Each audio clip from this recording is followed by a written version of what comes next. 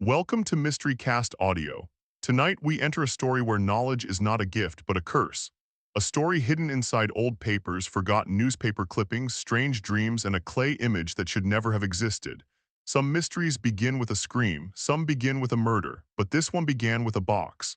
A locked box. And inside it was the first sign that mankind had never truly understood the world it lived in. The narrator, Francis Wayland Thurston, did not begin as a believer in monsters, cults, or ancient gods. He was a practical man, educated, skeptical, and confident that every strange story could be explained by fraud, illness, superstition, or fear. But that confidence began to die after the passing of his grand uncle, Professor George Gamel Angel. Professor Angel had been an old and respected scholar at Brown University, known for his deep knowledge of ancient languages and inscriptions. He had spent his life studying the marks left behind by dead civilizations, symbols carved into stone, writings buried by time, forgotten signs from forgotten people. He was 92 years old when he died. At first, his death seemed tragic but ordinary. He had been walking home through the steep streets of Providence after returning from the waterfront. Witnesses said he suddenly fell after being jostled by a rough-looking sailor who disappeared into the dark alleys nearby. Doctors found no wound, no clear injury, no obvious cause. They said his old heart had simply failed. Thurston accepted that explanation. At least he did in the beginning. As Professor Angel's heir, Thurston was responsible for sorting through his papers. He moved boxes, files, notes, and manuscripts to his own rooms in Boston. Most of it was academic material, research, translations, references, and scholarly records, but one box was different. It was locked. The key was eventually found on the professor's personal keyring, and when Thurston opened it, he expected to find another collection of old notes. Instead, he found something that disturbed him immediately. Inside the box lay a strange clay bas relief. It was small, rectangular, and newly made, but the design carved into it did not feel new at all. The lower part of the tablet was covered in symbols. They looked like writing, but no alphabet Thurston knew. They seemed ancient yet belonged to no known ancient language. Above those markings was a figure, a monstrous figure. It was not fully clear, but its shape suggested something impossible, part octopus, part dragon, part distorted human form, a pulpy head, tentacles, a scaly body, small wings. A shape so unnatural that it seemed less like art and more like a memory from a nightmare. Behind the creature was the suggestion of a vast city, huge, alien, and wrong. Thurston stared at it with growing unease.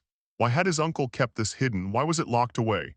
And why did the clay seem connected to a thick bundle of notes labeled with one strange heading, Cthulhu Cult? The phrase meant nothing to Thurston, not yet. The papers were divided into sections. One section concerned the dreams of a young artist named Henry Anthony Wilcox, a sculptor living in Providence. Another section described an old police case involving Inspector John Raymond Legras of New Orleans. There were also newspaper clippings, reports of madness, strange behavior, religious hysteria, mass panic, nightmares, suicides, outbreaks of fear from different parts of the world. At first, Thurston thought his uncle had been fooled. Perhaps some eccentric artist had tricked an old scholar.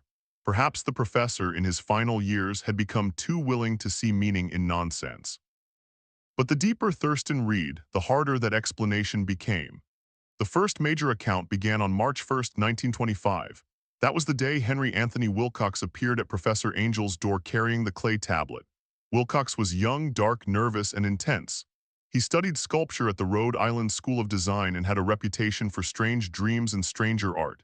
People thought him brilliant but odd, sensitive, unstable, and detached from ordinary life. He had brought the professor the tablet because he wanted help identifying the symbols he had carved into it. Professor Angel was suspicious at once. The clay was fresh. This was not an ancient object, but Wilcox said something that caught the old scholar's attention. He said he had made it the night before, in a dream of enormous stone cities, dripping walls, towering blocks, and a voice from deep below the earth. A voice that was not truly a voice. A sound or a thought that Wilcox could only write as broken syllables, Cthulhu FHTAN. Those words changed everything. Professor Angel began questioning him intensely. He asked about cults, secret societies, forbidden religions, and hidden rituals. Wilcox understood none of it. He insisted he knew nothing. But the professor did not let the matter go. He asked Wilcox to return every day and describe his dreams. And Wilcox did. Night after night, the young sculptor dreamed of the same terrible place. A vast, wet, black-green city of impossible stones, a place with wrong angles, a place where the air itself seemed ancient. Beneath it all, something waited, something enormous, something alive. Then, on March 23rd, Wilcox stopped coming. Professor Angel discovered that the sculptor had fallen into a strange fever. He had been taken to his family home, where he drifted between unconsciousness and delirium. In that delirium, he spoke of a gigantic thing moving through the world, a thing too large and too horrible to describe. Then on April 2nd, the fever vanished. Wilcox woke up suddenly with no memory of what had happened. His dreams stopped. The strange visions ended, but Professor Angel had already begun gathering evidence from others. He had written to artists, poets, scholars, and ordinary people asking about unusual dreams during the same period. The answers were disturbing. Ordinary people reported only vague unease. Scientists mentioned strange landscapes or passing fears, but artists and poets suffered far more. Many had dreamed of vast cities, monstrous shapes, and voices from below. Some had felt terror so intense that it followed them into waking life. One architect, already interested in occult ideas, went violently insane and later died. And the timing was almost always the same. The worst dreams occurred between March 23rd and April 2nd. The same days Wilcox lay in fever, the same days the world seemed in some hidden way to be listening to something beneath the sea. Thurston still tried to doubt. He told himself the professor had seen patterns where none existed. He told himself Wilcox might have heard old stories and unconsciously turned them into art. He told himself newspaper clippings could always be arranged to prove anything. But one question remained. Why had Professor Angel been so afraid? And why had an old man, respected and rational all his life, hidden this evidence in a locked box? Thurston did not yet know the answer, but the second half of the manuscript was waiting, and inside it was a police report from New Orleans. A report from 1908, a report about a swamp, a cult, a stone idol, and a chant that had been heard long before Henry Wilcox ever dreamed of that dead, dripping city. The young sculptor had not invented the words. Someone else had spoken them first, and they had spoken them in worship. The dreaming sculptor, when Francis Thurston finished reading the first section of Professor Angel's notes, he tried to remain calm. He wanted logic. He wanted evidence. He wanted a simple explanation. But the deeper he looked into the story of Henry Anthony Wilcox, the harder it became to dismiss. Because Wilcox did not seem like a liar, he seemed haunted. Professor Angel's notes described him in detail, a gifted but deeply unusual young sculptor from Providence. He lived alone near the Rhode Island School of Design, spending most of his time shaping strange artistic visions into clay. Even before all of this, people had whispered about him. He told unsettling stories. He dreamed strange things, and sometimes he spoke as if his imagination belonged to somewhere older than memory. Still, nobody took him seriously. They called him eccentric. Sensitive, a little unstable, perhaps brilliant but odd, nothing more until the dreams began. It started after a violent tremor shook New England on the night of February 28, 1925. The earthquake had not been catastrophic, but it had unsettled people. Buildings trembled, glass rattled, sleep came uneasy. For Wilcox, however, something far stranger arrived. That night he dreamed of a city, not a normal city, not one made by men.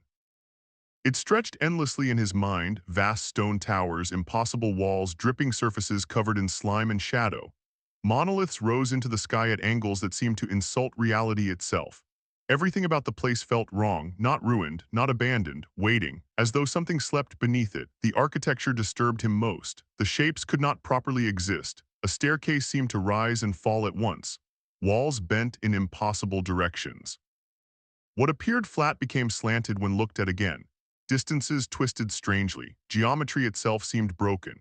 Wilcox later described it as a city where everything felt slightly impossible, as if human laws no longer mattered there. But the city was not silent. Far below, beneath layers of stone and darkness, something called. It was not a voice in any human sense, no language, no sound, and yet somehow it reached him, a pressure inside the mind. A distant force struggling to be heard. He could not understand it completely, but fragments stayed with him, broken syllables, harsh sounds that felt older than speech itself. Again and again, one phrase returned to him, Cthulhu Fhtan. He did not know what the words meant. He had never heard them before, yet when he awoke, they clung to him like smoke. Driven by something he could not explain, he sat down and began sculpting. His hands moved instinctively. He shaped wet clay without planning, without thought, without understanding why, and by morning the strange bas-relief was complete. The same monstrous figure Thurston later found hidden in his uncle's locked box. Tentacles, wings, scaled skin, something between god and nightmare. Behind it stood impossible architecture. The city from the dream, wanting answers, Wilcox brought the tablet directly to Professor Angel. At first, the old scholar had little patience. The clay was fresh. The symbols looked invented. He assumed the young man merely wanted an expert opinion on some artistic experiment. But then Wilcox explained where it came from, a dream. And when he repeated the strange phrase, Cthulhu FHTan, something changed in the professor. Professor Angel suddenly stopped treating the meeting like nonsense. His entire demeanor shifted. He questioned Wilcox intensely, almost desperately. The old man asked things that seemed bizarre and strangely specific. Had Wilcox joined any secret organizations? Did he know of hidden religions? Had anyone spoken to him about forbidden rituals or ancient symbols? Did he belong to some mysterious cult? Wilcox stared at him in confusion. He knew nothing of cults, nothing of secret societies, nothing of forbidden worship. He was just an artist troubled by disturbing dreams. But Professor Angel kept pressing. The professor even offered strange assurances of secrecy, as though he expected Wilcox to confess membership in something dangerous. The young sculptor grew uncomfortable. He could not understand why a respected academic looked suddenly frightened. Still, he agreed to return, and every day afterward he visited the professor to describe the dreams. The notes became increasingly disturbing. Night after night the city returned, always wet, always ancient, always wrong. Green-black stone dripping with some foul moisture. Gigantic walls carved with symbols no human hand should know, and always from below came that same impossible call. Sometimes it echoed like thunder underwater. Sometimes it felt like thought forced into the mind, but it never changed. Something was dreaming and something was waiting. Wilcox tried to explain the sensation to Professor Angel, though words always failed him. He said the city itself felt alive, not alive like people or animals. Alive like memory, like buried time, as though every stone remembered things mankind had forgotten. And beneath those stones something moved, not physically, not yet, but something vast stirred in sleep. As the days passed, the dreams grew worse, more vivid, more oppressive. Wilcox became exhausted. He stopped resting. Even waking hours felt infected. He began sketching impossible buildings. Monstrous figures formed unconsciously beneath his hands. His art darkened, changed. Every shape seemed touched by something ancient and cruel. Then came March 23rd, and suddenly silence. Wilcox stopped appearing. At first, Professor Angel assumed the young man had lost interest, but concern replaced irritation quickly. He contacted Wilcox's residence and discovered alarming news. The sculptor had collapsed. During the night, something had broken inside him. Neighbors reported hearing terrified cries from his room. Other artists in the building had been awakened by strange, shouting, fevered words spoken in panic. Words nobody understood. He had been taken to his family home immediately. By the time Professor Angel visited, Wilcox was burning with fever, yet the illness confused doctors. His temperature was not dangerously high. No disease explained it. No infection made sense. Still, his condition looked severe. He drifted between unconsciousness and delirium. And while he raved, he spoke of terrible things. Things so strange that even his physician seemed disturbed. Wilcox no longer dreamed only of the city. Now he described something moving through it, something immense, miles high, a colossal being lumbering through impossible streets, a shape too horrifying to explain clearly. Sometimes he screamed, sometimes he whispered, sometimes he merely repeated fragments of those same unknown words. Professor Angel listened carefully. And with every passing day he grew more afraid, because whatever Wilcox described, it sounded exactly like the creature carved into the clay tablet. The same monstrous form, the same impossible being, the thing with the tentacled face, the thing behind the symbols, the thing hidden inside dreams. Professor Angel kept returning to check on him. He became obsessed, almost desperate, as though he feared time was running out. But then on April 2nd, everything ended, abruptly, without warning. At exactly 3 in the afternoon, the fever vanished. Wilcox sat upright in bed, confused, healthy. He had no memory of what happened, no memory of the delirium, no memory of the terrible visions. The dreams stopped completely. When asked about strange cities or voices, he simply looked puzzled. It was over, or at least it appeared to be. Professor Angel continued observing him for another week, but the reports became ordinary. No monsters, no impossible cities. No whispers from beneath stone. Only normal dreams, meaningless dreams, human dreams, yet something deeply unsettled the professor because Wilcox's recovery had happened too suddenly and the timing disturbed him most of all. The visions had begun shortly after the earthquake, they intensified during late March, and they vanished on April 2nd exactly, as though something elsewhere had changed, something hidden, something distant, something connected to every nightmare. Professor Angel could not ignore the pattern, so he did something extraordinary. He began contacting people around the world, artists, poets, psychics, scientists, writers, anyone sensitive enough to unusual dreams. He wanted evidence. He wanted to know whether Wilcox had been alone. The replies slowly arrived. And what he discovered frightened him more than anything Henry Wilcox had ever said, because during the exact same period, others had dreamed too, and many of them had seen the city. The same city, the same impossible shapes, the same dread. Even worse, some had seen the thing that moved beneath it, and not all of them survived the experience. One respected architect lost his mind completely. Others woke shaking in terror. Poets described vast green ruins. Painters sketched towers they could not explain. Sensitive minds everywhere seemed connected to one invisible event, a wave of dreams spreading across the world. As though something ancient had briefly reached outward, touching human thought, calling, waiting, dreaming, and always behind it all those impossible words, Cthulhu FHTAN. But Professor Angel had seen those words before, long before Henry Wilcox ever spoke them, and buried in another section of his manuscript, hidden beneath years of forgotten papers, lay the reason why. It began in New Orleans, 17 years earlier, with a police raid in the swamps. And a stone idol that should never have existed. The worldwide disturbance. Professor Angel had spent his life studying history. He trusted facts, evidence, patterns. He was not the kind of man who surrendered easily to superstition. And yet after Henry Wilcox's terrifying dreams, something inside him had changed. The old scholar no longer believed he was studying an isolated mystery. He believed something had happened, something vast, something hidden, and perhaps something global. That possibility frightened him enough to begin an investigation unlike anything he had ever attempted before. He started quietly, carefully. He wrote letters, many letters, to artists, poets, architects, scholars, scientists, people with unusual sensitivity or vivid imaginations. He asked strange questions, though politely phrased. Had they experienced unusual dreams recently? Had anything disturbed their sleep between late February and early April? Did they remember visions that felt different? At first glance, the request sounded harmless. Eccentric perhaps, but harmless. Most people answered casually, some ignored him, others offered confused replies. Yet as the letters returned, something disturbing began to emerge, a pattern, a terrifying one. Ordinary people reported little. Merchants, businessmen, families, the practical minds of everyday life mostly experienced nothing unusual. Some mentioned restless sleep. A few spoke of unease they couldn't explain. But there were no nightmares, no visions, nothing consistent. Scientists offered slightly stranger accounts. Several mentioned fleeting dreams of unfamiliar landscapes.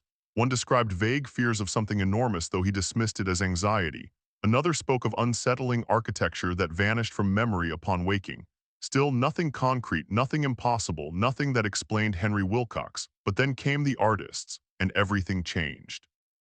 Painters, poets, writers, architects, musicians, dreamers, sensitive minds, their responses disturbed Professor Angel deeply, because many described nearly identical experiences without knowing one another, without sharing ideas, without communication. Across different countries and cultures, they dreamed of the same impossible things: towering cities, monstrous architecture, green-black stone slick with moisture, cyclopean walls too large for humanity, massive angles that behaved unnaturally. Buildings that seemed wrong in ways language struggled to explain. Several used similar descriptions. The geometry felt impossible. The city moved when I looked at it. Nothing stood at proper angles. The building seemed alive. Most chilling of all, many described hearing something, not exactly sound, not words, but an oppressive force inside the mind, a presence calling from below, distant, ancient, patient, and mixed within those reports were fragments of strange syllables. Broken sounds repeated in sleep. No one understood them, yet they appeared again and again. Fragments disturbingly close to the words Wilcox had spoken: Cthulhu. FHTAN. Some dreamers heard only pieces, others woke remembering chants. A few described whispers emerging from beneath black waters. Professor Angel carefully organized every account: dates, descriptions, emotional intensity, location. He searched desperately for coincidence, but coincidence became harder to defend. Because all the worst experiences happened during the same narrow window. From March 23rd to April 2nd, the exact period of Wilcox's fever, as if some hidden pressure had reached a terrifying peak. then suddenly stopped, but dreams were only the beginning. The newspapers told another story, and Professor Angel had gathered them obsessively. Dozens, hundreds, clippings from around the world, each strange on its own, terrifying when viewed together. At first, Thurston dismissed them. Random tragedies, sensational journalism, human instability, but the timing made dismissal difficult because the incidents clustered around the exact same days. Late March, early April, the same period, again and again, and again. In London, a man jumped from his bedroom window after waking from what witnesses described as a horrifying nightmare. Neighbors reported hearing screams moments before his death. In South America, a newspaper printed a rambling letter from a disturbed writer predicting catastrophe after receiving visions in sleep. In California, a secluded spiritual community gathered in white robes, convinced that some glorious revelation was about to occur. They waited for days, nothing came. In India, authorities quietly reported unusual unrest among isolated communities. In Haiti, strange rituals intensified. Drumming echoed through nights that locals refused to discuss openly. In remote African regions, officials mentioned unsettling ceremonies and whispered fears spreading among tribes. In the Philippines, American officers reported unexpected disturbances among isolated groups. In New York, police faced outbreaks of panic among immigrants terrified by visions they could barely explain. Across the western coast of Ireland, old superstitions returned. Villagers whispered about forgotten things stirring beneath the sea. Even the world of art seemed infected. A painter in Paris unveiled an unsettling dreamscape so disturbing that critics struggled to describe it. Its impossible structures resembled fragments from nightmares no one could explain. And inside mental institutions, the cases multiplied. Patients screamed through the night. Some raved about giant cities. Others spoke of impossible creatures. Many described dreams so vivid they refused to sleep again. One doctor reportedly remarked on the strange similarities between patients who had never met.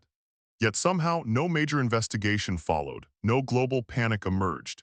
Humanity simply failed to connect the pieces. Each nation treated its incidents separately, each tragedy remained isolated, each nightmare forgot. The world moved on, but Professor Angel did not. He saw the pattern, he feared the pattern. And the more evidence he gathered, the more obsessed he became. Still, Francis Thurston remained skeptical. When he first studied the material, he believed his uncle had fallen into intellectual madness. After all, artists dreamed strange things all the time. Sensitive people influenced one another unconsciously. Newspapers exaggerated stories, fear spread easily. Was it really so strange that a gifted sculptor experienced bizarre visions after an earthquake? Couldn't all the rest be coincidence, confirmation bias, the fantasies of nervous minds? Thurston wanted rationality, needed rationality, so he convinced himself of one explanation. Henry Wilcox must somehow have learned fragments of forgotten lore. Maybe he encountered old stories, maybe he overheard something strange. Perhaps he unconsciously absorbed symbols and transformed them into dreams. That explanation seemed safer, comforting, human, because the alternative suggested something far worse. That people across the world had briefly become connected. That dreams had not come from imagination, but from somewhere else. Somewhere hidden, somewhere waiting beneath human awareness, somewhere old, very old. And Professor Angel, though frightened, had not stopped investigating, because Henry Wilcox's words had awakened a memory inside him. A memory from 17 years earlier, long before the sculptor ever dreamed, long before the strange fever, long before the worldwide disturbances. Back in 1908, during an archaeological conference in St. Louis, a police inspector had arrived carrying something impossible. Something ancient, something horrifying, a stone idol.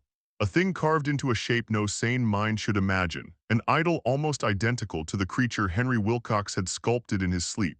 The same tentacled face, the same monstrous body, the same impossible suggestion of ancient power. And when the inspector spoke, he repeated a phrase Professor Angel had never forgotten. A phrase heard during a horrifying ritual deep in the Louisiana swamps. A phrase chanted by men gathered around blood and fire. The same words Henry Wilcox somehow dreamed 17 years later. Phnglui mglwnaf Cthulhu arli w gonagal fhtan. Professor Angel knew then Wilcox could not simply be inventing things. No ordinary coincidence stretched that far. No ordinary dream crossed decades. Something connected them, something alive inside memory, something old enough to wait. And whatever it was, its story began in darkness, in the black swamps south of New Orleans, where drums once echoed through the trees, where fires burned beneath a moonless sky, and where police officers walked into a nightmare they would never forget, because in those woods they found a cult worshipping something not human, and hanging above the ritual were bodies. The old police case. By the time Francis Thurston reached the second half of Professor Angel's manuscript, his confidence in ordinary explanations had already begun to weaken. Still, he fought against fear. He told himself there had to be logic, a misunderstanding, an elaborate chain of coincidence. Anything else would mean accepting something impossible. Yet the next section of the professor's papers carried a title that immediately unsettled him. Narrative of Inspector John Raymond Legras, New Orleans, 1908, 17 years earlier, long before Henry Wilcox, long before the strange dreams, long before the worldwide wave of madness, and somehow everything had already begun. The account started in St. Louis. The American Archaeological Society held its annual meeting there, gathering scholars from across the country. Experts in languages, ancient civilizations, forgotten religions, and buried histories filled lecture halls with debates about ruins and lost worlds. Professor Angel had attended, so had some of the greatest academic minds available. It should have been routine, scholars exchanging ideas, theories, discoveries. Then one unexpected visitor arrived, a police inspector from New Orleans, John Raymond Legras. He was not a scholar, not a historian, not an archaeologist. Just a practical policeman carrying a problem no one in Louisiana could explain. Legras entered with a strange object wrapped carefully for transport. He had traveled across states seeking answers because no museum, university, or local expert had been able to identify it, and what he carried disturbed everyone who saw it. The moment the wrapping came away, the room changed. Scholars stopped speaking. People leaned forward. A silence settled over the gathering. Because sitting before them was something deeply wrong. A statue, roughly 7 or 8 inches tall, made from a dark green-black stone unlike anything familiar.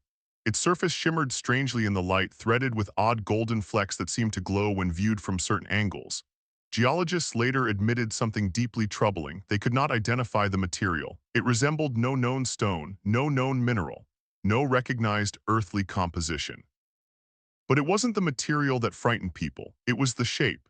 The thing looked alive, not literally, but somehow intentionally alive, as though whoever carved it had not imagined a monster but remembered one. Its body crouched unnaturally atop a rectangular pedestal covered in symbols no expert could read. The figure itself resembled something halfway between nightmare and anatomy, its head like a monstrous octopus, tentacles where a face should be, a bloated, scaled body. Large claws folded beneath it. Thin wings stretching behind its hunched back. Everything about it suggested power, age, cruel intelligence, and something profoundly inhuman. Yet what unsettled the scholars most was not merely ugliness, it was familiarity. Though none of them had seen it before, many felt strangely disturbed by how ancient it seemed. Not ancient like Egypt, not ancient like Greece. Older than civilization, older than memory. The thing looked as if it belonged to a time before mankind, and perhaps to creatures before mankind as well. Professor Angel remembered the reaction clearly. The scholars crowded around it, examining every detail, studying every carving, trying desperately to classify it, yet no one succeeded. No known civilization matched the symbols. No forgotten language resembled the writing. No artistic tradition connected to its form. The statue stood entirely alone, alien, separate from human history. And yet one scholar suddenly spoke. Quietly, hesitantly, Professor William Channing Webb, an anthropologist, explorer, a man who had spent decades studying isolated cultures. At first, Webb seemed uncertain, but something about the idol troubled him, because years earlier, deep in Greenland, he had seen something disturbingly similar. 48 years before the meeting, Webb had traveled across icy regions searching for ancient inscriptions. His work eventually brought him into contact with a remote group of isolated Eskimos.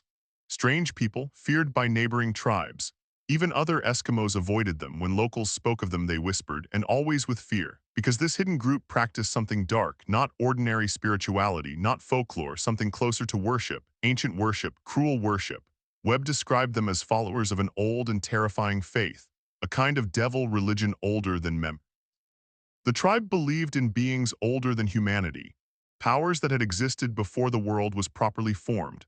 Their rituals involved blood, sacrifice, fear, and strange chants spoken beneath the northern sky. Most disturbing of all, they possessed a sacred carving, crude, primitive, yet horrifyingly familiar, a carved image bearing similarities to the very idol sitting now before the conference.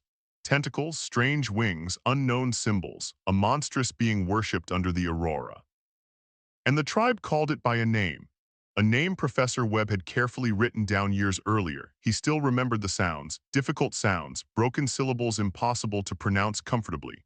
The room grew silent as he spoke them aloud, because Inspector Legras suddenly turned pale. The words matched something he himself had heard, almost exactly. The phrase from Greenland and the chant from Louisiana were horrifyingly similar, a coincidence impossible to ignore. The scholars leaned forward. Professor Angel listened carefully, because suddenly everything mattered. Inspector Legras asked Webb to repeat the phrase. Slowly, carefully, the professor tried. Then the inspector answered with words taken directly from prisoners captured during his police investigation. Together, they reconstructed something terrifying. The chant sounded roughly like this: Phnglui mglw naf Cthulhu arli w gonagal fhtan. Nobody in the room understood it, not fully. But Legras had managed to extract a rough translation from those arrested, and when he revealed it, the silence deepened. The meaning was roughly, in his house at Arlai, dead Cthulhu waits dreaming. No one laughed, no one mocked. Even hardened academics felt something cold move through the room, because the phrase carried strange weight, not mythology, not fantasy, belief, ancient belief, and the idol before them, whatever it was, had inspired worship, real worship. Professor Angel, already unsettled, asked the obvious question: where had Inspector Legras found it? The answer disturbed everyone, because the idol had not been unearthed from ruins or discovered in some ancient tomb. It had been seized during a police raid deep inside the Louisiana swamps, in a place locals feared so much they barely dared speak of it. The story began months earlier. November 1907, strange reports had reached New Orleans. The people living in isolated swamp settlements had become terrified. Children disappeared, women vanished, drums echoed through the woods at night, strange fires burned deep among the trees. No one dared investigate. The locals believed something evil had awakened, something older than ordinary evil. They whispered of rituals, night sounds, screams, and chanting carried by the wind. Finally, one desperate messenger traveled to the authorities. He begged for help. The people could not endure it any longer. Something waited in the woods, and every night the drumming came closer. Inspector Legras gathered a team, 20 armed officers, lanterns, weapons, enough men to stop smugglers, criminals, or dangerous cultists. At first, they expected ordinary voodoo. Strange rituals perhaps, illegal ceremonies, something ugly but human. They were wrong, terribly wrong. The journey into the swamp itself felt cursed. They traveled through endless forests of cypress trees draped with hanging moss. Mud swallowed every step. The deeper they moved, the quieter everything became. No birds, no insects, no movement, only distant drums, steady, rhythmic, relentless, and sometimes screams. The locals refused to go farther, not one of them. Fear rooted them in place. Whatever lived deeper in those woods, they wanted no part of it. So Legras and his officers continued alone. The drums grew louder. A strange red glow flickered through the trees, and then they heard something else. Voices. Not ordinary singing, not celebration, something wild, something frenzied, something almost animal. The sounds twisted through the darkness in ways no one present would ever forget, because whatever waited ahead was not merely a gathering, it was worship. And hanging above the ritual, something terrible waited in the firelight, bodies, human bodies. But the true horror, the thing that stood at the center, was still hidden, waiting for them in the clearing, waiting beside fire, waiting beneath the chanting. And on a stone pillar something crouched, something impossibly familiar. The same shape Henry Wilcox would one day dream, the same shape hidden inside Professor Angel's locked box, the same thing no civilization claimed, the same thing whispered in dreams: Cthulhu. The swamp ritual. The deeper Inspector John Raymond Legras and his men moved into the Louisiana swamp, the more the world around them stopped feeling human. The forest swallowed sound, trees bent over the narrow path like silent watchers. Spanish moss hung from branches like decaying curtains. Mud clung to boots. The air itself felt heavy, rotting, old, and through it all the drums continued, slow at first, distant, like a heartbeat somewhere far away, but steadily they grew louder, stronger, closer. No officer spoke much. Even hardened policemen felt uneasy, because something about those woods felt wrong, not dangerous in an ordinary way, not merely criminal, unnatural, as though the place itself wanted strangers gone. The settlers who lived near the swamp had already refused to go farther. They stood trembling at the edge of the darkness, refusing even one extra step. Some crossed themselves, others whispered prayers. One old man simply shook his head and muttered, "Don't go there," but Legres had no intention of turning back. Children had vanished, bodies were missing, people were terrified. Whatever was happening in those woods had to end. So the officers pressed forward alone. The path narrowed, the trees thickened. The drums echoed louder now, and mixed with them came something else, screaming, not ordinary screams, not fear, not pain, something wilder, animal, ecstatic, like voices losing themselves inside madness. The sound chilled everyone present, because it was difficult to tell whether those cries came from people or something pretending to be people. One officer later admitted he almost turned back. Another gripped his weapon so tightly his hands cramped. Even Legres felt unease settle deep into his chest. But duty kept them moving. Then the trees opened, and suddenly they saw it, a clearing, a large one. At its center burned an enormous bonfire arranged in a monstrous ring. The flames twisted high into the humid night, throwing violent shadows across the clearing. Everything glowed red, everything looked wrong, and standing in the center was a massive stone monolith, at least 8 feet high, dark, ancient, carved from rough granite. And perched atop it sat the idol, the thing Legres later carried to St. Louis, the crouching creature with tentacles and wings. The thing no scholar could identify, but that was not the worst part, not even close, because surrounding the fire dancing in wild circles were people, or at least things shaped like people. Nearly 100 figures twisted and screamed in the firelight, men of mixed origins, some dark-skinned, some pale, some impossible to place. Their bodies moved in ways that felt less like dancing and more like possession. They shouted, wrung their hands, collapsed, rose again, howled toward the sky. Their movements were frenzied, chaotic, almost ecstatic. They moved around the flames endlessly left to right as though trapped in some ancient rhythm older than memory, and above the madness voices chanted together over and over. The same terrible phrase again and again and again. PH Nglui MGLW Naf Cthulhu Arlai W Gonagal FH The words rolled through the swamp like something poisonous. The sound itself felt wrong, heavy, ancient, as if language had become infected. Several officers froze, one nearly fainted, another stumbled backward in horror, because then they saw the bodies. 10 wooden structures surrounded the fire at regular intervals. At first glance, they resembled crude scaffolds. Then lantern light shifted and revealed what hung from them. Human corpses, upside down, broken, mutilated, the missing settlers, men, women, perhaps even children. The sight struck the officers like physical force. A few nearly lost control, others whispered curses beneath trembling breath. No one had expected this. This was no ordinary cult, no hidden religion, no drunken gathering in the woods. This was ritual slaughter, something savage, something ancient, something horrifying. And still the chanting continued. The dancers screamed louder, the fire crackled. The idol watched from atop its stone pillar. Legres later admitted that, for a brief moment, fear nearly overwhelmed him, because what stood before them felt older than crime, older than civilization, as if humanity had accidentally stumbled upon something buried long ago, something never meant to survive. Then one officer spoke, quietly, barely above a whisper. He thought he heard something deeper in the woods. Far beyond the clearing, a response, not from the cult, from somewhere else, as though something hidden beyond the trees answered the chants. The sound vanished too quickly to confirm, but it unsettled everyone, especially one officer named Galvez. He later swore he saw movement in the darkness, gigantic movement, a pale shape, eyes, something enormous far beyond the firelight. Legres dismissed it at the time. Fear played tricks. Imagination distorted reality, surely, surely. Yet years later, even he wasn't so certain. Still, there was no time for terror. Duty came first. The officers outnumbered the cultists in weapons, if not numbers, and innocent people had already died, so Legres gave the order. The police charged. Chaos erupted instantly. The cultists screamed, some attacked wildly, others fled, weapons fired, lanterns crashed, bodies collided in mud and smoke. The scene became madness. Several cult members fought with shocking violence, throwing themselves at officers with desperate fury. It wasn't self-defense, it felt like fanatic devotion, as though protecting something sacred mattered more than survival itself. Gunshots echoed through the swamp, men shouted, flames roared. For several brutal minutes the clearing descended into nightmare. Then suddenly it was over. 5 cultists lay dead, others bled from injuries. 47 survivors were captured and forced into line. The police secured the area, the fires dimmed.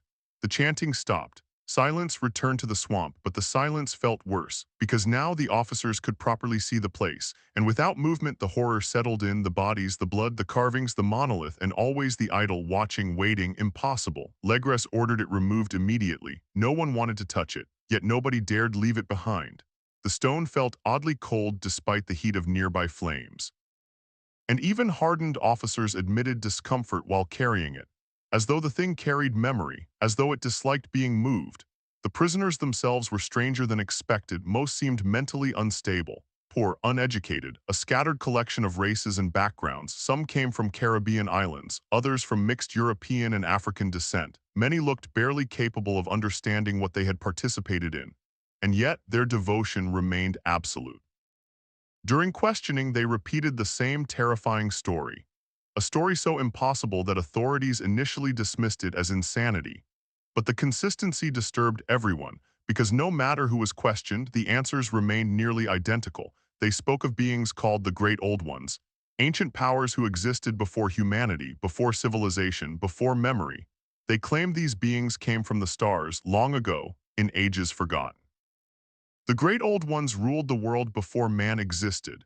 Then somehow they disappeared or died or slept. Now they waited, hidden beneath the earth, beneath the sea, dreaming, waiting for the stars to become right again, and among them one name stood above all others, one name spoken with fear, with worship, with terrible reverence, Great Cthulhu. According to the cultists, Cthulhu slept in a dead city beneath the ocean, a place called Arlai, buried beneath endless water, hidden from mankind. Yet not entirely silent, because though sleeping, Cthulhu still dreamed, and through dreams he called. Sensitive minds heard him, artists, madmen, dreamers, those open enough to receive the message. The cultists believed his awakening would come someday, when the stars aligned, when the world became ready, when humanity abandoned morality and returned to chaos. Then Cthulhu would rise, and the old age would begin again. The investigators dismissed much of it as delusion, primitive fantasy, religious madness. But one thing deeply unsettled Legres. The cult members came from vastly different places, different languages, different races, different backgrounds, yet somehow they all told the same story, word for word, like pieces of one hidden faith spread across the world. And whenever questioned about the chant, they repeated only its meaning. In his house at Arlai, dead Cthulhu waits dreaming. Most refused to say more, some grew terrified, others silent. A few claimed there were secrets too dangerous to speak aloud, secrets whispered, never spoken. Even torture brought little information. But among the prisoners, one ancient man stood apart, old, frail, terrifyingly calm, a man called Castro, and according to the cultists, he knew more than anyone, much more, because Castro claimed he had traveled across the world, spoken with hidden leaders, learned truths mankind was never meant to hear. And when he finally began to speak, his words changed everything.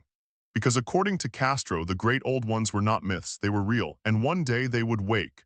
The idol and the chant the prisoners taken from the swamp terrified Inspector Legres, not because they were powerful, not because they were intelligent, but because they believed, truly believed. Their devotion carried a depth no ordinary fanaticism could explain. These were not criminals inventing stories to avoid punishment, nor frightened men repeating rumors. Something older lived inside them, something inherited, something whispered across generations, and always it returned to the same name, Cthulhu. The word itself unsettled everyone who heard it. Its shape felt unnatural in the mouth, heavy, ancient, as if language resisted speaking it aloud. At police headquarters in New Orleans, questioning continued for days. Legres expected contradictions, confessions, arguments. But the prisoners repeated nearly identical ideas despite different languages, backgrounds, and origins. No matter who spoke, the story remained disturbingly consistent. They worshipped beings older than humanity, the Great Old Ones, powers who once ruled Earth before mankind existed, creatures from beyond the stars, not gods exactly, something older, something stranger, something that merely allowed humans to mistake them for gods. According to the cultists, these beings had descended long ago when the Earth itself was young. They came from the sky, from places no human mind could imagine, and where they walked, great cities rose, cyclopean cities, impossible cities, massive stone structures whose ruins still lingered in forgotten places around the world. The cultists claimed traces remained hidden on remote islands in deserts beneath mountains and under the sea. Somewhere they said those ruins still waited, silent, sleeping. Yet never fully dead. Most disturbing of all, the followers insisted the Great Old Ones had not truly vanished. Only withdrawn, only waiting, buried beneath oceans, trapped beneath stone, hidden deep beneath the earth, dreaming, always dreaming, and through dreams they still reached humanity. That detail unsettled Legres more than anything, because it echoed strange reports already spreading quietly among sensitive minds. Dreams, visions, nightmares, things impossible to explain. Could belief alone create such consistency? Or had something somewhere actually touched the human mind? At first, authorities dismissed the cult as a bizarre form of voodoo. The mixed backgrounds of the prisoners made that explanation convenient. Many members came from the Caribbean. Some had African ancestry. Others carried Portuguese or South American roots. The authorities assumed they had blended old superstitions together into something violent. But Legras sensed otherwise. Because the symbols on the idol belonged nowhere, the language belonged nowhere, and the fear in the prisoners felt older than ordinary religion. This was not borrowed folklore. This was survival, something hidden, something protected, something passed secretly through centuries. Still, one question remained unanswered. What did the chant actually mean? The strange phrase repeated endlessly in the swamp. The phrase spoken by cultists in Louisiana and decades earlier by isolated worshippers in Greenland. The phrase Henry Wilcox somehow dreamed without ever hearing it. Nobody understood the language completely, but the prisoners reluctantly offered a rough meaning, not exact, only approximate. The translation chilled everyone present. In his house at Arlai, dead Cthulhu waits dreaming. Dead yet dreaming. The contradiction disturbed Legras deeply. How could something be dead and still dream? What kind of being survived death? What kind of existence waited beneath oceans?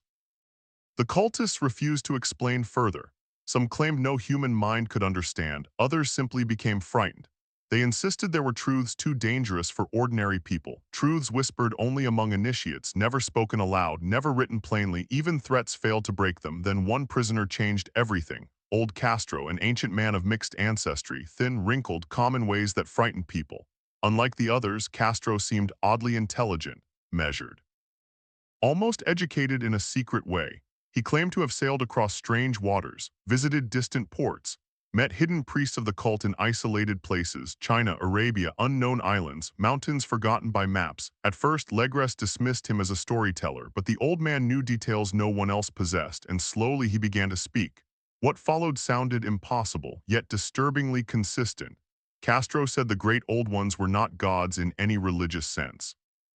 They were beings older than humanity itself, older than history, older than civilization, things from the stars, creatures who descended to Earth when the world was young. They had shape though not fully flesh, not fully matter. The idol proved this. The carvings showed their likeness.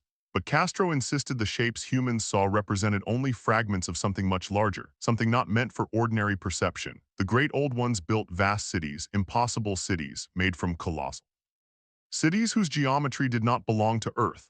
Places too large, too wrong, too ancient. Eventually something happened. Castro did not know what, or perhaps refused to say, but the great old ones disappeared. Some died, some slept, some became trapped beneath earth and ocean.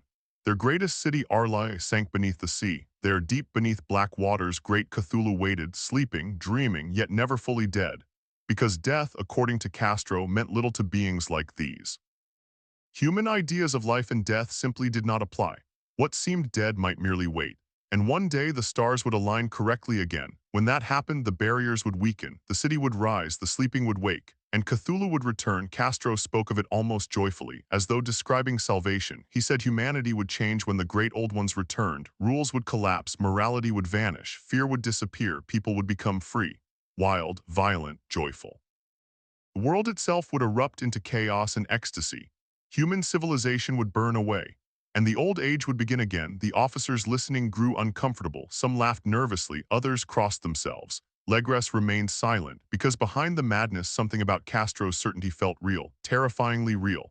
And the old man spoke of another detail that lingered in Legres's memory forever. Dreams, according to Castro, the great old ones still communicated. Not openly. Not through voices, through dreams. Sensitive people could hear them, artists, poets, visionaries, the mentally unstable, those whose minds were easier to touch. Across generations, dreams carried fragments of forgotten truth. Visions, symbols, words, messages. Even now, Castro whispered, Cthulhu spoke from beneath the sea, dreaming in darkness, waiting, calling to the faithful. The old cult existed for one purpose: to remember, to prepare, to wait for the day when the stars became right. And when that happened, the faithful would help awaken him. Legres asked the obvious question. Where exactly was Arla? Castro smiled strangely, then grew quiet, too quiet. Finally, he muttered only fragments, somewhere beneath the Pacific, lost beneath waters older than memory, a place impossible to reach, impossible to survive. A city hidden from mankind, waiting for the proper time to rise. Then he spoke another name, one that unsettled scholars later, the Necronomicon. Forbidden texts supposedly written by an ancient madman. Castro claimed the book contained hints, double meanings hidden between lines, warnings disguised as myth. He quoted a phrase he clearly loved, "That is not dead which can eternal lie, and with strange eons even death may die." Nobody understood it fully, yet no one forgot it either. The authorities eventually gave up. Only 2 prisoners appeared sane enough to face execution. The rest, mad, unstable, or broken, were sent to institutions. But even there, many continued whispering prayers, repeating chants, speaking of dreams, and one disturbing claim surfaced again and again. The ritual killings in the swamp, the missing settlers, the hanging bodies had not been done entirely by human hands. Several prisoners insisted something else had joined the ceremony, something winged, something black, something that emerged from deeper woods when summoned. No coherent description ever emerged, only fear, terrible fear. Legres tried to dismiss it as delusion, mass hysteria, primitive imagination, yet something continued bothering him. Why had worshippers in Greenland used the same chant? Why did isolated groups across the world share symbols no scholar recognized? How could secret believers exist without obvious connection? And why, above all, did the idol feel so impossibly old? When Legres finally brought the statue to the archaeological conference, he hoped experts would solve the mystery. Instead, they deepened it because no civilization claimed the symbols. No historian recognized the language, no geologist understood the stone, and Professor Angel, watching everything carefully, never forgot a single detail. Years later, when Henry Wilcox appeared at his door carrying a clay carving of the same creature, dreamed without explanation, the professor immediately understood something terrifying. The cult had not disappeared. The dreams had not ended. And somewhere something sleeping beneath the sea had begun reaching outward again. But Thurston still refused to believe. Not completely. He needed proof, something real, something undeniable. So after studying his uncle's papers, he decided to confront Henry Wilcox himself. Surely the sculptor would reveal the trick. Surely there was some ordinary explanation, because if Wilcox truly knew nothing, then the impossible became much harder to ignore. And Francis Thurston was not yet ready to believe in impossible things. Old Castro's confession, even after everything he had read, Francis Thurston refused to surrender completely to fear. He could not. To believe Professor Angel's conclusions meant accepting something too enormous, too irrational, too terrifying. It meant believing that dreams connected strangers across continents, that forgotten cult stretched silently through history, that some ancient thing beneath the ocean still touched human minds. No, there had to be another explanation. There always was, and yet one part of the manuscript refused to leave his thoughts. Old Castro, the prisoner from the Louisiana raid, the old man whose story sounded insane yet somehow fit too perfectly, because unlike frightened cultists or raving fanatics, Castro had spoken calmly, patiently, as if explaining facts rather than myths. And Professor Angel had recorded every word carefully, almost obsessively. So Thurston read the confession again. Then again, and every time it unsettled him more. According to Castro, humanity misunderstood its place in existence. People imagined themselves important, powerful, central, but in truth they were temporary, brief sparks drifting across a universe far older than memory. Before humanity, other beings ruled, things older than Earth's civilizations, older than history, perhaps older than Earth itself. The great old ones, not gods, not demons, something stranger. Beings from beyond the stars. Castro insisted they came long ago, crossing impossible distances through space itself. They arrived when Earth was young and empty, and where they settled, they built impossible cities, cyclopean cities of massive stone, cities too vast for human understanding. Their architecture obeyed laws different from human geometry, impossible angles, shifting forms, structures that appeared wrong no matter how long one studied them. The great old ones ruled for ages beyond counting. Then something changed. Castro never explained clearly. Perhaps war, perhaps cosmic cycles, perhaps forces beyond human comprehension. Whatever happened, the rulers vanished. Some died, some withdrew, some slept. But they did not disappear entirely, because beings like them, according to Castro, never truly died. Their bodies remained hidden, preserved, waiting, dreaming, especially one, the greatest among them, Great Cthulhu. Castro spoke the name with reverence, fear, joy. As though uttering it brought him closer to something sacred.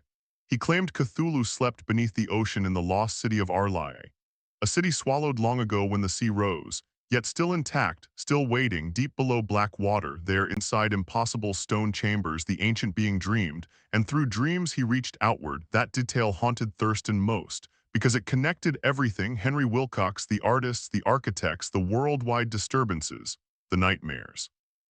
Could dreams truly travel from some hidden source? Could minds unknowingly receive messages from something sleeping beneath reality? Castro insisted they could. The great old ones no longer spoke directly, not in words, not aloud. Time and distance made that impossible. Instead, they touched the sensitive: dreamers, artists, poets, those whose minds remained open. Their messages arrived broken, fragmented, half-understood: visions, symbols, strange words, unnatural feelings. Fragments of impossible cities, and whenever the stars aligned properly, the dreams intensified.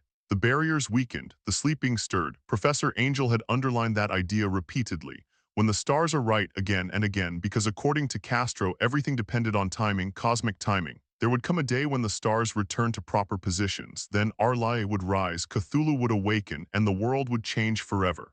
The cult existed only to wait. To preserve memory, to prepare. Their rituals, their chants, their sacrifices all served one purpose: readiness. The faithful waited for the signal, the dreams, the awakening, the return. Castro claimed hidden groups existed everywhere. In deserts, mountains, islands, remote villages, port cities, swamps, places civilization ignored. The cult survived quietly, generation after generation. Hidden, patient, never dying, never disappearing, waiting, always waiting. Thurston tried to dismiss it. Secret societies existed.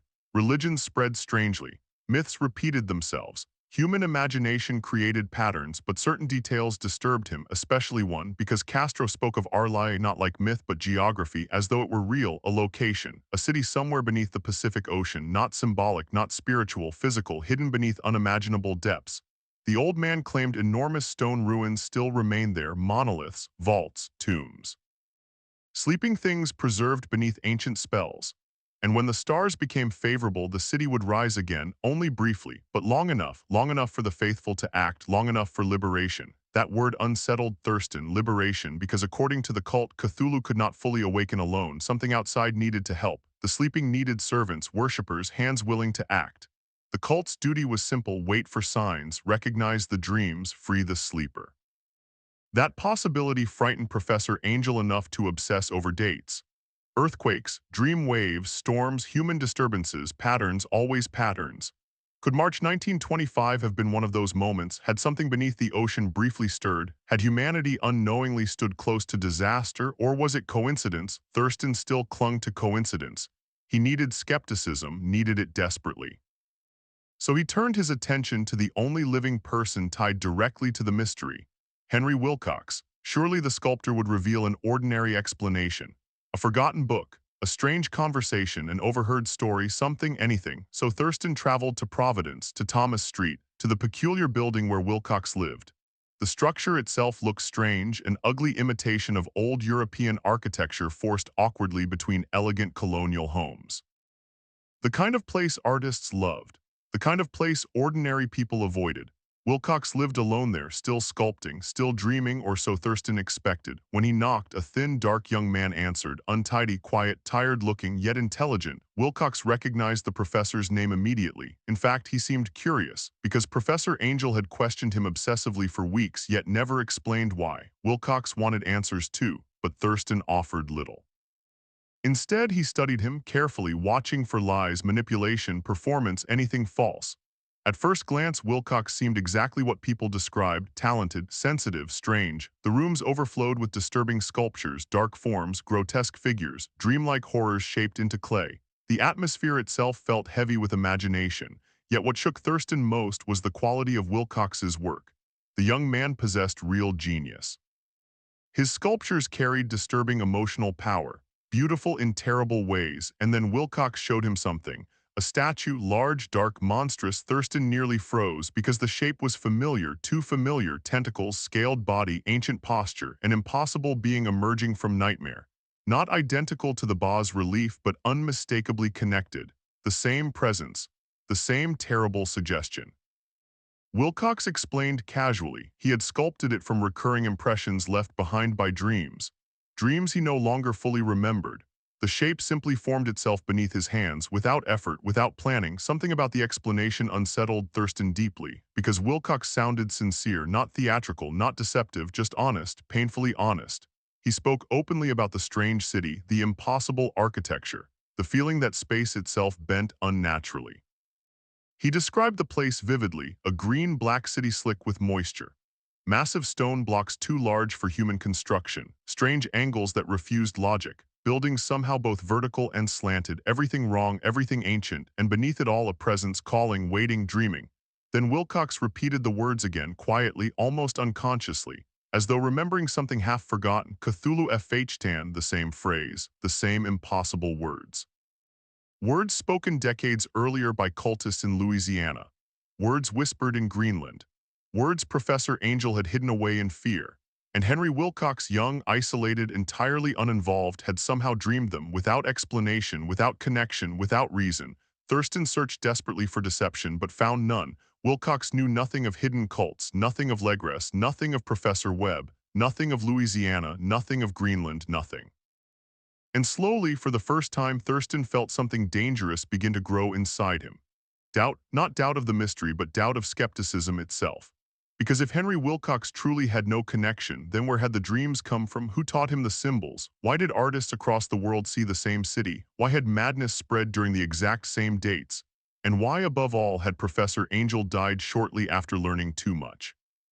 First, Thurston dismissed the professor's death as age, an accident, a weak heart. But now another possibility entered his mind, something darker, because Professor Angel had died after being shoved by a strange sailor near the waterfront. And the cult, according to Legres, had strong ties to sailors, ports, foreign ships, hidden communities, mixed bloodlines. What if the professor had not died naturally? What if someone feared what he knew? What if someone watched? Thurston tried to ignore the thought. But fear had already entered, and fear, once welcomed, rarely leaves. Still, he remained determined. There had to be proof, real proof, not dreams, not stories, not legends, something concrete, something physical, and that proof arrived by accident. Inside an old newspaper, a forgotten clipping from Australia, a story that should never have reached him but somehow did, a story about the sea, a missing ship, a strange idol, and a sailor who had seen something impossible. Something rising from beneath the ocean. The narrator investigates. After leaving Henry Wilcox's apartment, Francis Thurston walked through the streets of Providence feeling less certain than ever before. He had gone there expecting answers, a trick, a misunderstanding, a lie. Instead, he left carrying something much worse, uncertainty. Because Henry Wilcox had been genuine, Thurston felt sure of it. The young sculptor was unusual, yes, eccentric, perhaps overly sensitive, but dishonest, no. Wilcox had spoken too naturally, too openly. There was no performance in him, no sign he understood the larger mystery surrounding his dreams. He knew nothing about Inspector Legres, nothing about the Louisiana cult, nothing about the Greenland rituals Professor Webb described decades earlier. And yet he somehow dreamed the same city, the same creature, the same impossible phrase. That coincidence became harder to survive. Still, Thurston refused surrender. He remained a rational man. And rational men seek evidence. So he continued investigating. If the cult truly existed, he would find it. If the mystery had an ordinary explanation, he would uncover it. Either way, he intended to finish what Professor Angel had begun. First, he traveled south, to New Orleans, the city where everything seemed to converge, where 17 years earlier, Inspector Legres had raided a hidden ceremony deep in the swamps, where the strange idol had first appeared, where the chant of Cthulhu had echoed through the night. Thurston wanted facts, real people, living witnesses, no second-hand notes, no old papers, no interpretations. He met with Legres himself. The inspector had aged, but the memory of the raid clearly remained vivid. Some things, Thurston learned, never truly leave a man, especially horrors. Legres willingly confirmed nearly everything written in Professor Angel's notes. The swamp, the bodies, the fire, the idol, the chant, the prisoners. Nothing had been exaggerated. If anything, the old detective spoke as though the manuscript softened reality, because memory still unsettled him, even now, especially the atmosphere, the feeling, the sense that something inside those woods had watched them, something unseen, something patient. Thurston asked carefully about the prisoners. What became of them? Legres explained that many had vanished into institutions, others died. A few disappeared into distant communities. The cult had fractured after the raid, but never fully vanished. That detail bothered Thurston because hidden beliefs rarely die completely. They simply retreat, and if Castro spoke truth, the cult existed worldwide, not merely in Louisiana, not merely among isolated fanatics, everywhere waiting. Legras also allowed Thurston to examine the idol itself. Seeing it in person unsettled him immediately. The thing felt wrong, its surface reflected light strangely. The stone remained impossible to classify, even after years of study. No scientist understood it, no geologist explained it, no historian identified its origins, and worst of all, the resemblance to Henry Wilcox's dream sculpture was unmistakable. The same crouched posture, the same tentacled face, the same terrible suggestion of something alive behind stillness. It should have been impossible. Wilcox had never seen this object. Of that, Thurston became increasingly convinced, yet somehow he recreated it from dreams. That fact lingered inside Thurston's thoughts like poison. Still, he pressed forward. He questioned surviving cult prisoners whenever possible. Many were unstable, broken, terrified, their minds fractured by years of obsession, yet fragments remained consistent. Always the same ideas, always the same fear, the great old ones, dreams, Arlai, the sea, the stars, and Cthulhu. One old believer whispered something Thurston could never fully forget. He speaks when the stars move.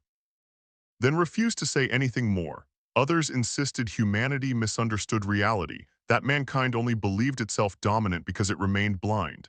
One muttered repeatedly, "The sleepers dream below," another simply laughed and whispered, "When the city rises, all men will know." Madness, Thurston told himself, nothing more, it had to be madness. Yet even he no longer believed that fully, because reality kept bending, coincidences kept multiplying. And Professor Angel's death no longer felt accidental.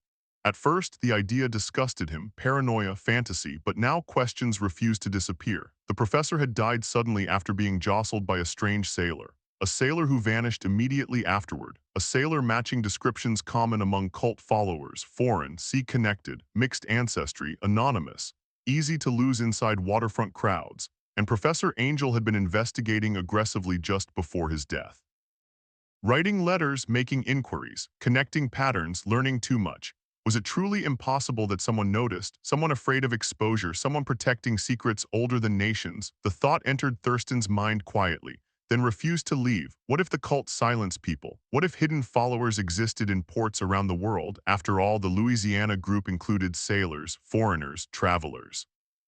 And according to Castro, the cult spread through remote harbors and forgotten coastlines. Seamen carried stories, rituals, symbols, beliefs, perhaps even instructions. The sea connected everything, and perhaps the sea hid something else as well. Thurston found himself increasingly uneasy around harbors, around foreign sailors, around strangers watching too carefully. He never admitted it aloud, but fear had already rooted itself inside him. Still, he kept searching. Because obsession now pulled harder than caution. The mystery promised something extraordinary, discovery, recognition, perhaps even fame. If he exposed an ancient hidden religion stretching across continents, historians would remember him, anthropologists would study his findings. Professor Angel's unfinished work would finally matter. That ambition helped silence fear for a while, then by pure accident, everything changed. The turning point came in Paterson, New Jersey, of all places. Not during research, not during interviews, not during investigation, but while visiting a friend, a museum curator, a mineral expert. Thurston had largely stepped away from the case by then. The mystery exhausted him, too many dead ends, too many disturbing ideas, too little proof. He told himself he needed distance, perspective, time. Perhaps the entire affair would eventually settle into reason. Then one afternoon, he noticed an old newspaper. It lay beneath storage specimens in the museum. Forgotten, dusty, used merely as wrapping paper. Ordinarily, he would never have looked twice, but something caught his eye, a photograph, half-hidden, dark, disturbing, and instantly familiar. His stomach dropped, because printed in black and white was another idol, almost identical to Legras's, almost identical to Wilcox's dream sculpture. The same shape, the same tentacles, the same terrible posture. A thing impossible to mistake. Heart-pounding, Thurston pulled the paper free. The date startled him. April 18, 1925, exactly during the strange disturbances Professor Angel documented, exactly during Wilcox's fever, exactly during the worldwide dreams. The article came from an Australian publication. Its headline described something strange: mystery derelict found at sea. At first glance, it looked like ordinary maritime reporting, a damaged ship, survivors, a rescue, nothing unusual. Then Thurston kept reading, and the world shifted again. A vessel named the Vigilant had discovered another ship drifting helplessly across the Pacific. A heavily armed steam yacht called the Alert, nearly abandoned. Only one living man remained aboard, one dead companion beside him, and inside the survivor's possession, authorities found something disturbing. A strange stone idol, unidentified, ancient-looking, terrifying, almost identical to the thing from Louisiana. To the thing from Wilcox's dreams, to the thing inside Professor Angel's locked box. The survivor's name, Gustaf Johansson, a Norwegian sailor, shaken, half delirious, refusing to fully explain what happened. But what little he did say spoke of violence, an unknown island, deaths, and something so terrible he could barely discuss it. Thurston's pulse quickened because the dates aligned perfectly. March 22nd, March 23rd, April 2nd, the exact same timeline. The same terrifying period. And suddenly Professor Angel's obsession no longer seemed irrational, because somewhere during the very days artists dreamed of impossible cities, something had happened at sea, something enormous, something hidden, something connected to Cthulhu. And Thurston knew instantly he had found the next piece, the final piece. The sea itself had witnessed something, and somewhere a sailor named Gustaf Johansson knew the truth, or enough truth to destroy a man's sanity. The newspaper clipping the newspaper should never have mattered. It was old, discarded, forgotten beneath dusty museum stones in a storage room few people entered. Yet Francis Thurston could not stop staring at it, because printed in fading ink half hidden between ordinary maritime headlines was a shape he recognized immediately. A shape he wished he did not recognize. The idol, the same crouching horror, the same tentacled face, the same monstrous suggestion of something both ancient and alive. The moment Thurston saw the photograph, everything inside him tightened. This was no longer coincidence, no longer imagination, no longer merely the strange dreams of a troubled sculptor. The object existed, physically, repeatedly, across continents, across decades. Impossible yet undeniable. Hands trembling slightly, Thurston sat down and began reading every word. The article came from an Australian paper called the Sydney Bulletin, dated April 18, 1925. Immediately the timing disturbed him. April, the exact same period Professor Angel connected to Henry Wilcox's nightmares, the same weeks artists worldwide suffered terrifying dreams, the same days strange disturbances swept through distant countries, the same moment something hidden seemed to awaken, then suddenly vanish. And now the ocean had entered the story. The article described a rescue operation. A cargo vessel called the Vigilant, traveling from South America, had discovered a drifting steam yacht in the Pacific Ocean. The yacht's name, Alert. The condition of the ship puzzled everyone: damaged, abandoned, heavily armed, partially disabled, almost like something violent had happened aboard. When rescuers boarded, they expected an empty vessel. Instead, they found two men, one dead, one barely alive. The survivor sat half delirious, clutching something tightly, the idol. A hideous stone figure roughly a foot tall, strange, ancient-looking, impossible to identify. Experts at museums and universities across Australia admitted the same thing Professor Angel once heard in America. No civilization matched it, no material explained it, no history accounted for it. And worse, the figure resembled no mythology known to scholars. It stood alone. Alien, wrong. The survivor's name was listed clearly: Gustaf Johansson, Norwegian, experienced sailor. Second, mate aboard a schooner called the Emma. According to early reports, Johansson's story sounded unbelievable. Violent, confused, almost insane, yet disturbingly specific. His ship, the Emma, had departed New Zealand in February, routine travel, nothing unusual. Then the storm came, March 1st. The exact same date Henry Wilcox's dreams began, the exact same period the worldwide disturbances started. The article described monstrous weather, massive waves, earth tremors beneath the sea. The storm forced Johansson's vessel dangerously off course. For days, conditions remained brutal. Then on March 22nd, everything changed. The Emma encountered another vessel, the Alert. At first glance, nothing seemed unusual, but the crew aboard looked wrong. Johansson described them as strange, mixed-blooded, unnerving, men who felt somehow dangerous simply to look at. Their behavior proved even stranger. Without explanation, they ordered the Emma to turn back. Immediately, no reason given, no negotiation, Captain Collins of the Emma refused. That refusal turned violent. Suddenly, without warning, the Alert opened fire: cannons, gunfire, chaos. Johansson described the attackers as savage, desperate, almost fanatical. The Emma began sinking quickly under heavy assault, but the sailors fought back. Driven by survival and fury, they boarded the attacking ship. A brutal struggle followed. Johansson later admitted they were forced to kill nearly all aboard. And what unsettled him most, what stayed with him afterward, was not the violence, but the attackers themselves. Something about them felt deeply wrong, as though humanity sat strangely upon them, as though cruelty came naturally, as though they served something beyond ordinary life. The surviving sailors seized control of the Alert. Curiosity drove them forward. Why had the strange crew attacked? What secret required such desperation? The answer, Johansson hinted, waited farther ahead. Something hidden, something they were never supposed to see. The article became increasingly fragmented after that, almost cautious, as though authorities themselves struggled to understand Johansson's testimony. The next day, March 23rd, Johansson and his surviving companions discovered something impossible. An island in open ocean, a place no maps recorded, a place no charts acknowledged, a place that should not have existed. And somehow its appearance aligned perfectly with the peak of worldwide nightmares. March 23rd, the exact day Henry Wilcox collapsed into fever, the exact day artists across continents began dreaming with terrifying intensity, the exact day madness deepened. The coincidence struck Thurston like ice. Something had happened there, something terrible. The article avoided details. Johansson refused to speak openly. He became strangely secretive whenever questioned about the island. All he admitted was that 6 men died there, horribly, suddenly, and that he wished never to speak of it again. The paper suggested accidents, falls, confusion, perhaps violence. No certainty existed, but Thurston immediately sensed omission. Johansson hid something, something too terrible to explain, and if he hid it, there had to be a reason. The story continued. Only Johansson and one companion escaped the island alive.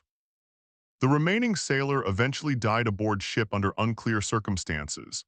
Exposure, perhaps fear, madness. Johansson himself drifted in delirium for days until rescue.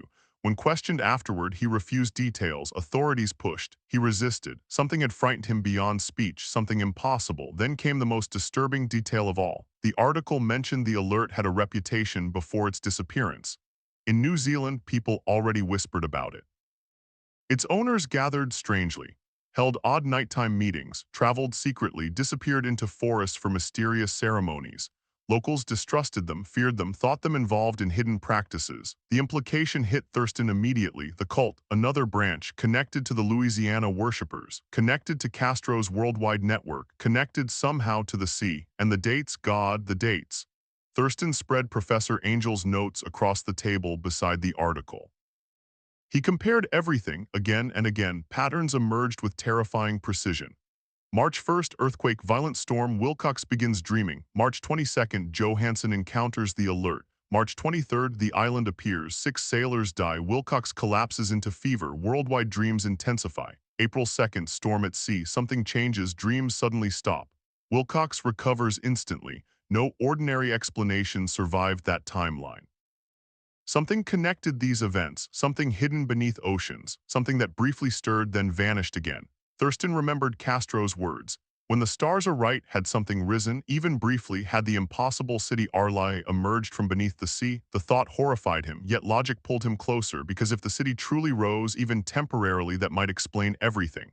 The dreams, the fear, the madness, the worldwide psychic disturbance. Something ancient awakening touching minds across Earth. Calling, dreaming, and then on April 2nd, something forced it back beneath the ocean. Something interrupted the awakening. The timing fit too perfectly, too perfectly. For the first time, Francis Thurston felt genuine terror, not curiosity, not fascination, fear, because suddenly his uncle's panic made sense. Professor Angel had not gone mad. He had discovered something, something real, something monstrous. And perhaps something still unfinished. Thurston acted immediately. He sent cables, letters, requests. He tracked everything connected to Gustaf Johansson. The sailor had returned to New Zealand briefly after rescue, then left, gone home to Norway, to Oslo. But even stranger, Johansson reportedly changed after the incident. His hair turned white. He stopped speaking of what happened, sold his house, abandoned normal life. People whispered that something had broken inside him, as though he carried memory too terrible to survive. That detail frightened Thurston more than anything, because fear leaves marks, real fear, the kind no imagination creates, and Johansson, whatever he saw, never recovered. Still, Thurston had to know, needed to know. The truth waited with that sailor or whatever remained of him. So he made his decision. He would follow the trail, across oceans if necessary, to New Zealand, to Sydney, to Norway, wherever it led. Because somewhere Gustaf Johansson knew what happened on that impossible island. And somewhere beneath his silence hid the final answer. The answer to Henry Wilcox's dreams, to the cult, to Arlai, to the things sleeping beneath the sea. And Francis Thurston had not yet realized that every answer comes with a price, because some truths, once uncovered, never leave you again. The alert and the Emma Francis Thurston moved quickly. The moment he finished reading the Australian article, he understood something terrifying. The answers no longer lived in dreams, or theories, or forgotten cult records. They lived with a man, a sailor, a survivor, someone who had stood closer to the mystery than anyone else. Perhaps closer than any human being ever should, Gustaf Johansson. If even part of the Australian report was true, then Johansson had witnessed something catastrophic, something powerful enough to shake minds across them. Something hidden at sea, and perhaps something connected to the ancient name whispered through dreams, Cthulhu. Thurston wasted little time. He traveled first to New Zealand, to Dunedin, the last known home of the strange vessel called the Alert. The city greeted him with cold winds and colder stories. At first, nobody wanted to speak. Sailors rarely trusted strangers asking dangerous questions, especially questions involving missing crews and strange disappearances. But persistence slowly uncovered fragments, enough fragments to paint an unsettling picture. The Alert already carried a dark reputation long before its encounter with the Emma. Dockworkers distrusted it, merchants avoided it, local sailors whispered when its name surfaced. Nobody could explain exactly why, only that something about the vessel felt wrong. Its crew unsettled people, mixed-blooded, quiet, unfriendly. The kind of men who arrived suddenly, then vanished into darkness. They met secretly, traveled at strange hours, held private gatherings away from public eyes. Sometimes they disappeared inland, deep into forests, and during certain nights people reported distant drumming, flickering fires, unusual chanting carried by the wind, no proof, only rumors. But after learning about the Louisiana cult, Thurston no longer dismissed rumors easily. The timing unsettled him most. Witnesses recalled unusual activity around late February and early March. Then immediately after the violent earthquake and storm of March 1st, the Alert departed suddenly, in great haste, as if summoned, as if called somewhere urgently. The connection struck Thurston immediately. The earthquake, Henry Wilcox's first dream, the beginning of global disturbances. Something had happened beneath the sea and somehow the cult knew. They responded instantly, just as Castro said they would. The faithful always waited, always watched, always listened. When the stars turned right, they moved. The Alert had gone searching for something, or perhaps answering something, still nobody knew exactly what. The trail then led Thurston to Sydney, Australia. There he hoped authorities had learned more from Johansson's rescue, but disappointment followed. The official investigation revealed little. Johansson refused details repeatedly. He answered only the basics: his ship, the attack, the drifting aftermath. Whenever questions approached the island or what happened there, he withdrew. Silence, fear, evasion. As if words themselves threatened something, the investigators assumed trauma, shock, mental collapse, but Thurston recognized something darker. Terror, not confusion, not uncertainty, terror. The kind carried by men who survive impossible things. He also inspected the Alert itself. The vessel remained intact, later sold for ordinary use. At first glance, it looked ordinary enough. Yet somehow standing aboard unsettled him, because every surface seemed touched by memory, by violence, by secrets, and somewhere within its rooms Johansson had reportedly discovered the idol, a private shrine, hidden, deliberate, not decoration worship, the same idol again, always the same shape, always the same impossible being, tentacles, wings, ancient posture, watching, waiting. Thurston studied the artifact carefully at the museum where it had been preserved. And seeing it again shook him more deeply than expected. The craftsmanship felt wrong, too detailed, too deliberate, too ancient, yet impossible to date, and once again experts admitted defeat. No earthly material matched it, no civilization explained it. The stone simply did not belong. That phrase lingered, did not belong, as though the thing came from somewhere else entirely. Then Thurston remembered Castro's words, they came from the stars. He pushed the thought away immediately. No. No rational mind accepted such things, yet the evidence continued pressing against skepticism. Until finally the trail ended, or rather shifted, to Europe, to Norway, to Oslo, because after returning home Gustaf Johansson disappeared from public life, sold his property, withdrew from people, and then suddenly died, officially an accident, a fall, nothing suspicious. Yet by now Thurston trusted accidents less and less, especially near this mystery, especially near men who knew too much. He traveled immediately across ocean and cold skies. Into autumn weather toward Oslo, the old city carried a quiet heaviness beneath gray skies. Everything there felt still, ordered, peaceful. A strange contrast to the chaos now unfolding in Thurston's thoughts. Johansson's address led him to an old house, simple, neat, quiet. When the door opened, a woman answered, dressed in black, tired eyes, grief resting visibly upon her. Johansson's widow, and almost immediately Thurston knew he was too late. Gustaf Johansson was dead. The news struck harder than expected, because somewhere deep inside, Thurston had hoped for answers spoken aloud, clarity, perhaps even reassurance. Instead, another witness vanished. Another man destroyed by proximity to the truth, his widow explained quietly. Johansson had changed after returning from the Pacific, completely. The voyage had broken him. He rarely slept, spoke little, avoided discussion of what happened, and fear followed him constantly. Something haunted him, something he could never fully explain. Eventually, he began writing. A manuscript, private, hidden, written in English rather than Norwegian, not for publication, not for fame, but protection. His wife believed he feared leaving the truth openly accessible, as though reading it carried danger, or perhaps as though certain people might search for it. That detail chilled Thurston. Danger again, the cult, the strange deaths, Professor Angel, Johansson, too many frightened men. Too many coincidences. Then came something worse, Johansson's death itself. His widow described it quietly, yet something about the story felt wrong. One day, while walking near the docks, papers suddenly fell from an attic window above. They struck him unexpectedly. He collapsed. Sailors nearby rushed to help. By the time doctors arrived, he was dead. Official reports blamed weakness, stress, a damaged heart, but Thurston felt immediate suspicion. Too familiar, too convenient.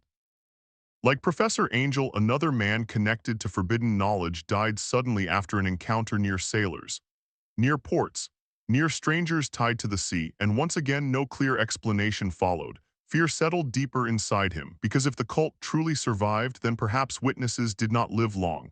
Perhaps knowledge itself invited danger. Still, Johansson had left something behind, the manuscript. His widow hesitated. But eventually, after careful persuasion, she handed it over.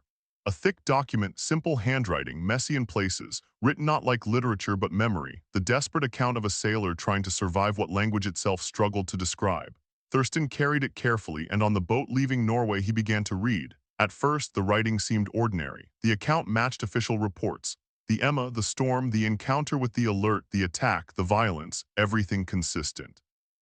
Yet one thing immediately stood out. Johansson hated the men aboard the Alert, not merely because they attacked first, because something about them disturbed him deeply.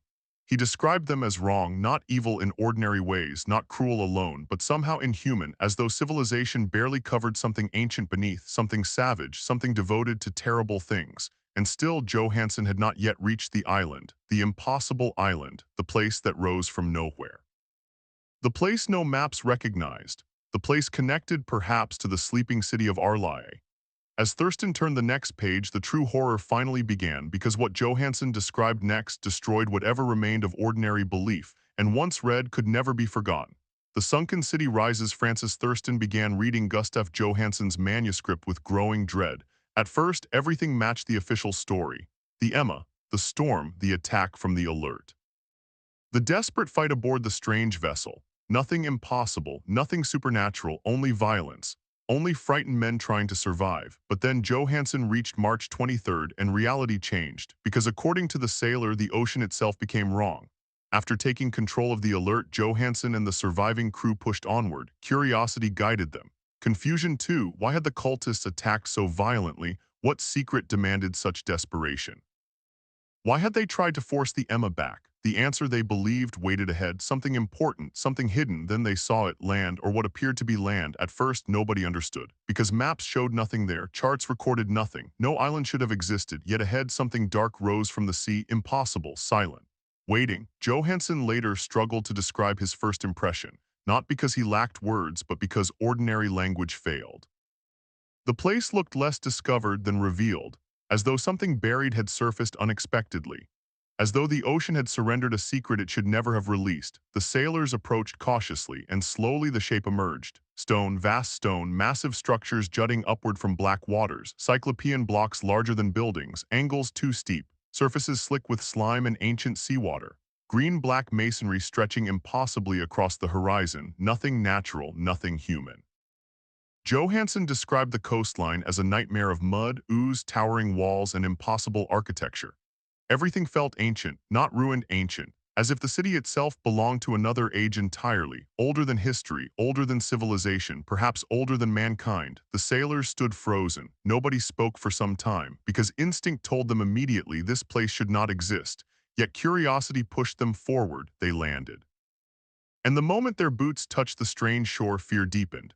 The ground itself felt wrong. Stone surfaces stretched at impossible angles, paths twisted unnaturally, distances distorted strangely. What looked flat suddenly slanted, what seemed nearby moved farther away. Geometry no longer obeyed ordinary law. Johansson remembered something deeply unsettling. The city felt incorrect, not broken, not damaged, wrong, as if built according to rules human minds could not fully process. He later described the sensation poorly but accurately enough. Everything seemed slightly displaced from reality, like standing inside a dream that refused to settle into logic. And suddenly Francis Thurston remembered Henry Wilcox. The sculptor's words echoed through his thoughts. The geometry was all wrong. The exact same description, the exact same feeling, yet Johansson had never met Wilcox, never heard his story, never knew anything about dreams in Providence. Still, both described the impossible city in nearly identical terms. The realization chilled Thurston, because coincidence could only stretch so far. This place, whatever it was, connected them. The sailors climbed upward across enormous stone surfaces. Titan blocks rose around them. The scale overwhelmed reason, doors larger than buildings, walls so high they blurred perspective, massive carvings hidden beneath slime, strange symbols etched across stone, symbols terrifyingly familiar. Because Johansson recognized them immediately. The same writing found aboard the Alert, the same writing on the Idol, the same symbols no scholar could identify, and worse, everywhere stood images, colossal carvings, monstrous reliefs, the same shape repeated endlessly, tentacles, wings, bloated body, the impossible crouching figure, Cthulhu everywhere, watching, waiting. The sailors grew increasingly uneasy, even the bravest among them hesitated. Nobody wanted to continue. Yet pride, curiosity, and fear of appearing cowardly kept them moving. Nobody wished to admit what they all already felt. Something here was terribly wrong. Johansson described strange effects on the senses. Sunlight distorted oddly, shadows bent unnaturally, perspective itself seemed unstable. Looking at certain structures caused headaches. Some angles made the eyes hurt. Others seemed impossible to understand completely. The city resisted comprehension. As though human perception itself failed there. Even the sky looked strange. Clouds twisted oddly overhead, the air felt heavy, wet, ancient, and somewhere beneath everything lingered silence, not peaceful silence, watching silence, waiting silence, as if the city itself held breath. Still the men pressed forward, searching for valuables, artifacts, anything worth bringing back, because whatever else this place was, it promised discovery beyond imagination. Then one sailor climbed higher than the rest. A Portuguese man named Rodriguez. He shouted suddenly, called for everyone to follow. Excitement mixed with fear in his voice. The others rushed toward him, and there, set into one colossal structure, they found it, a door or something resembling a door, though even that word felt insufficient. The thing stood impossibly large, massive beyond reason. A monumental slab of stone taller than buildings, carved around its edges with grotesque designs. And at its center the same monstrous image.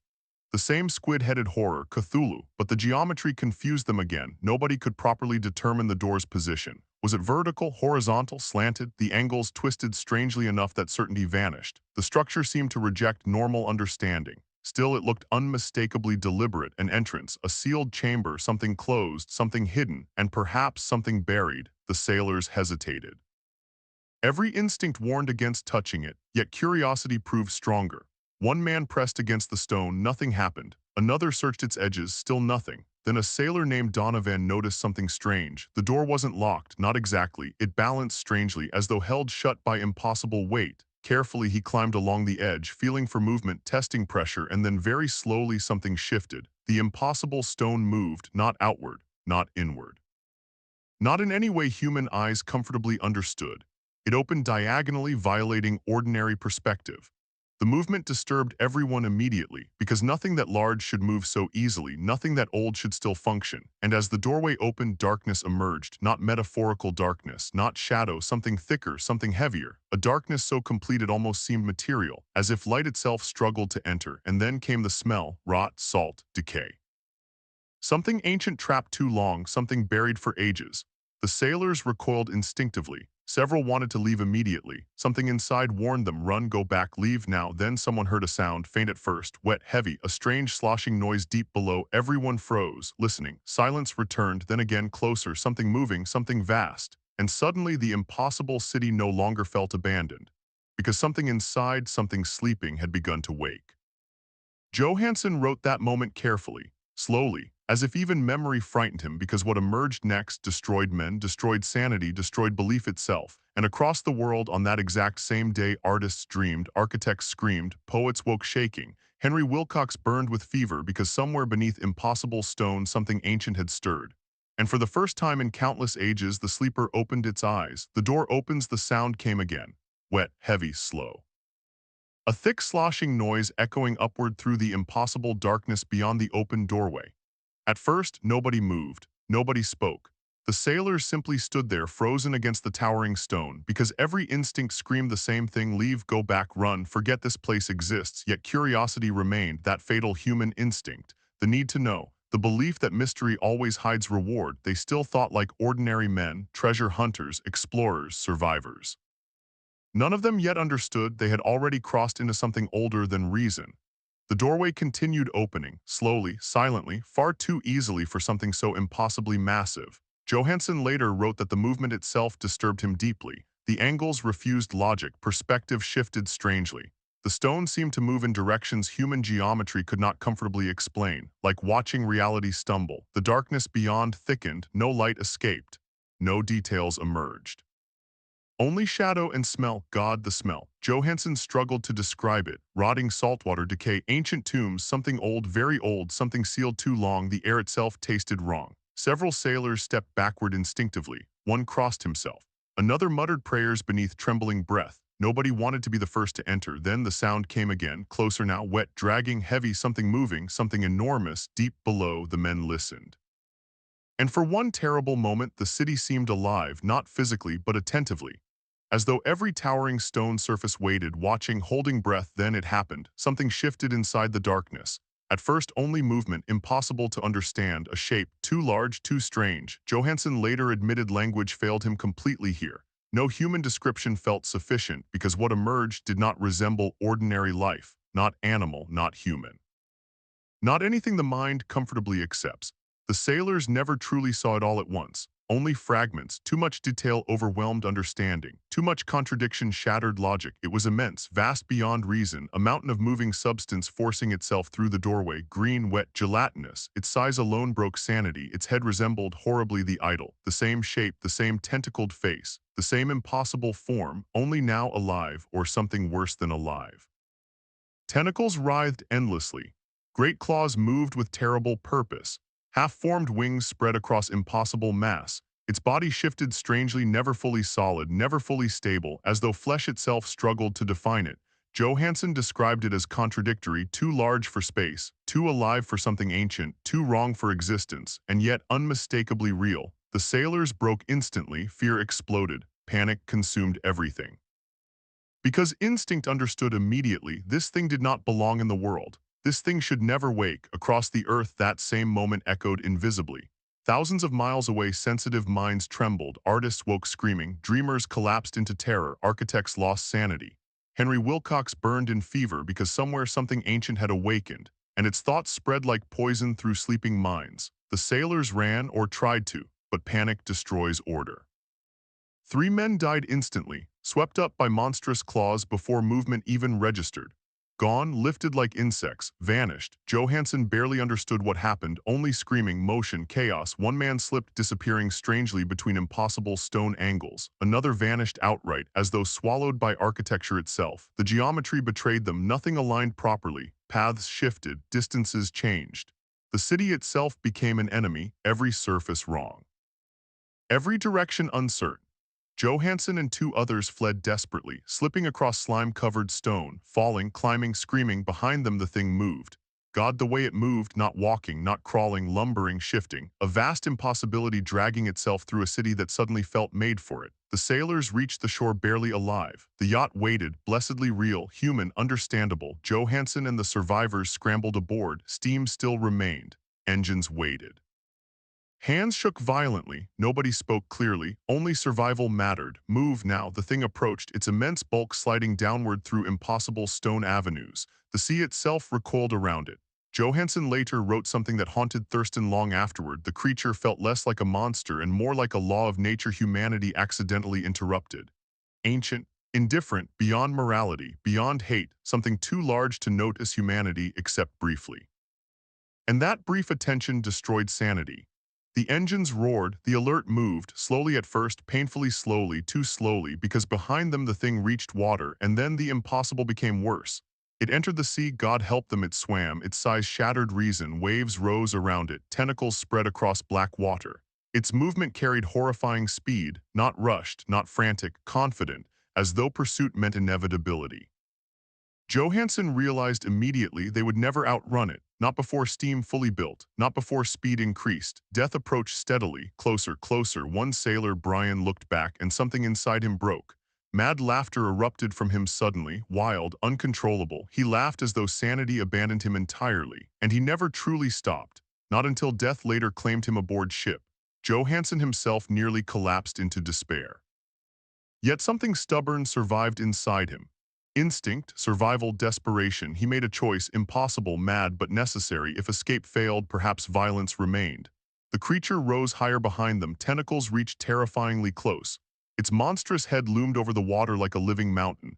Johansson seized the wheel, turned hard, and aimed the alert directly at it, straight ahead, at full force. The remaining sailor screamed, perhaps in fear, perhaps protest. Johansson ignored him.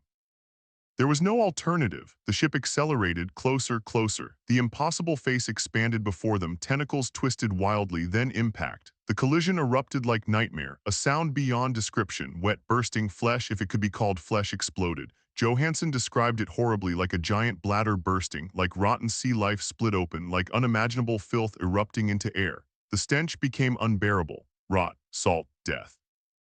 Something ancient ruptured violently. Green matter sprayed across the deck. For one impossible moment, hope returned. The thing broke apart, destroyed, scattered into shapeless ruin. But hope lasted only seconds, because the impossible does not obey human expectations. Slowly, terribly, the pieces moved, reforming, sliding together, rebuilding, as though destruction meant nothing, as though flesh itself refused ordinary law. Johansson stared in horror. The creature healed, reassembled. And behind them the city still stood, watching, waiting, ancient, but something changed, distance increased, steam strengthened. The alert finally gained speed, enough hope. Slowly, mercifully, the thing receded, still rebuilding, still waiting, still impossibly alive. The ship fled, and behind them the city began sinking, stone disappearing beneath black waters. The sea swallowing impossible geometry once more. Arlai returned to darkness, hidden again, sleeping again, or trapped. Johansson never knew which. But one thing became terrifyingly clear: the world had nearly changed. And only accident, blind accident, stopped something ancient from fully returning, because somewhere beneath the sea, great Cthulhu still lived, or dreamed, or waited. And across the world, on April 2nd, the dreams suddenly stopped. The fever vanished. The city disappeared from sleeping minds, as if something terrible had narrowly failed. But failure did not mean death, only delay. The flight from madness, the city disappeared beneath the sea. Slowly, terribly, like a nightmare retreating into darkness. Behind the fleeing alert, the impossible towers of Arlai sank once more into black water. Stone vanished beneath waves. Monoliths disappeared. Strange angles dissolved into mist and distance. And somewhere below, something ancient returned to sleep, or perhaps to waiting. Francis Thurston would later wonder endlessly about that distinction, because sleeping things eventually wake. Waiting things already intend to, but aboard the alert there was no room left for philosophy, only survival, only fear, only shattered minds. Johansson stood trembling at the wheel, hands barely steady, body soaked with salt water and filth from the collision, his breathing ragged, his thoughts collapsing beneath the weight of what he had seen, because no human being should survive contact with something like that. No mind should witness reality bending so completely. No eyes should see a mountain rise from nightmare and move. Yet somehow he lived, at least physically. The others were less fortunate. Most already lay dead, taken, crushed, lost inside impossible geometry. Only Johansson and one surviving sailor remained aboard, Brian, and Brian had stopped being fully sane. He laughed, constantly, high-pitched, broken, a sound that carried no joy, only terror. The laughter erupted without warning, then faded, then returned again. As if his mind no longer understood what emotion meant. Johansson later admitted he avoided looking directly at him because something inside the sailor's eyes frightened him. Recognition, a man who had seen too much, a man already gone, still the alert moved, steam strengthened, distance grew, behind them nothing followed, no waves, no monstrous pursuit, only sea, ordinary sea. And somehow that frightened Johansson almost more, because ordinary things suddenly felt untrustworthy. Reality itself had betrayed him. What certainty remained after watching impossible cities rise from ocean depths, after seeing geometry twist, after watching flesh reassemble from ruin? What law still mattered? What truth survived? Days blurred. Johansson stopped navigating properly. Direction meant little. Purpose vanished. He drifted, exhausted, broken, barely eating, barely sleeping. When sleep came, dreams followed, dreams worse than waking, fragments of impossible angles. Dark corridors beneath water, towering shapes moving slowly through green-black darkness. Whispers, thoughts pressing against the mind. And always that terrible feeling, something enormous still noticed him, still remembered him, as if merely surviving made him visible. The idol aboard ship worsened everything. Johansson found it inside a strange cabin shrine left by the cultists of the Alert. He should have thrown it overboard, destroyed it, buried it beneath ocean depths. Yet somehow he could not. Something about the object resisted abandonment. Or perhaps fear kept him from touching it too long. The idol simply remained, watching, silent, its carved face somehow more terrible now that he understood what it represented, because the creature was real, impossible yet real. And if Cthulhu existed, what else waited beneath forgotten waters? What other ancient things slept? The thought poisoned every quiet moment. Days passed, or perhaps only hours. Johansson lost track. Time became meaningless at sea. Memory fractured. The surviving sailor laughed less eventually, not because sanity returned, because death came first. One morning, Johansson found him dead. No wound, no struggle, no explanation, simply gone. Perhaps fear killed him, perhaps exposure, perhaps madness, or perhaps something followed them aboard. Johansson never knew, and by then he no longer trusted knowing. He wrapped the body, left it behind, and drifted onward alone. Alone with memory. Alone with the idol, alone with impossible truth. Then came April 2nd. The storm, the same storm that marked the end of worldwide nightmares. The same day Henry Wilcox's fever suddenly broke. The same day dreamers across continents awoke free from terror. Johansson barely remembered it clearly. Only fragments remained: rain, thunder, black skies, the sea twisting violently, and something stranger: visions, hallucinations, or perhaps dreams while awake. He described impossible sensations.